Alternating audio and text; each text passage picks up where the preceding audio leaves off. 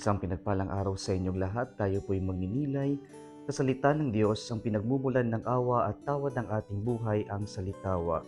Today we are celebrating the feast day of Saint Anthony of Padua, priest and doctor. Binabati ko po ng isang maligayang pagdiriwang ng kanilang kapistahan, ang Saint Anthony of Padua Parish, Rosales, Pangasinan. Sa pamumuno po ng kanilang gura parogo na si Reverend Father Larry Hortaleza. Happy Fiesta po sa inyong lahat.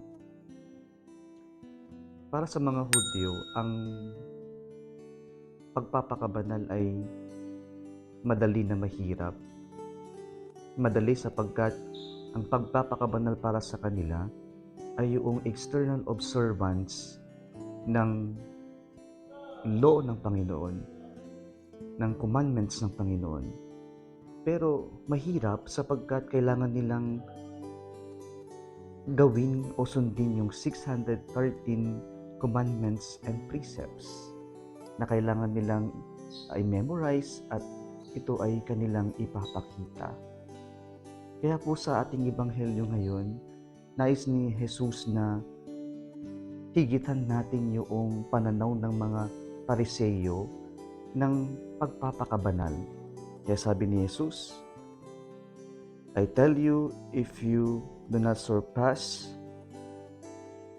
the righteousness of the scribes and Pharisees, you will not enter the kingdom of heaven. At paano po itinuro ni Jesus o pinalalim ni Jesus yung ating pananaw sa pagpapakabanal? Inumpisahan ni Jesus sa araw na ito ang malalim na kahulugan ng commandments. At ngayon, inuna ni Jesus yung you shall not kill. Na dito po mga kapatid, pinalalim ni Jesus na ang pagpatay ay masama. Pero ang pagpatay ay nagmumula muna yan sa galit.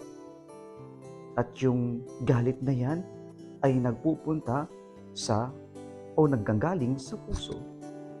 Kaya po, sinasabi ni Jesus sa atin ngayon na ang pagpatay ay masama, pero nais ni Jesus na tignan natin kung saan nga ba nag-uugat itong hindi magandang gawain.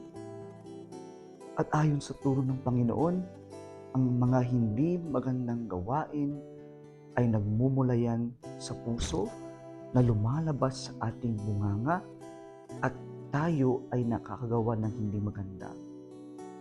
Kaya po sa turo ng Panginoon na huwag nating hayaan na manatili o manaig ang puot, ang galit natin sa puso natin laban sa ating kapwa-tao. Nais ng Diyos na kapag tayo'y may nakaaway o meron tayong hindi nakaintindihan, ang paanyaya ng Diyos sa atin ay makipagkaayos upang sa ganun ay mawala yung tinik sa puso natin, yung galit natin. Hindi po maganda yung namumuhay tayo sa mundong ito na dala-dala natin hanggang sa hukay yung uot, yung galit natin sa kapwa natin.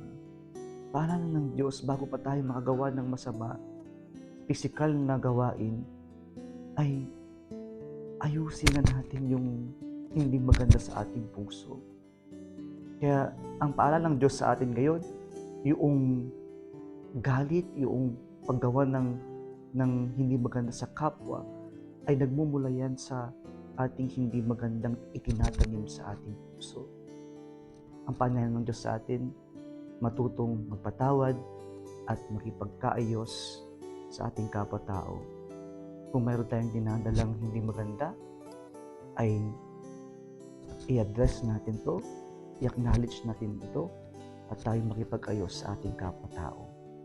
Kung nagustuhan mo itong video na ito, huwag kalimutang i-like, share, at mag-subscribe sa Salitawa Facebook page and YouTube channel. Muli po, isang pinagpalang araw sa inyong lahat.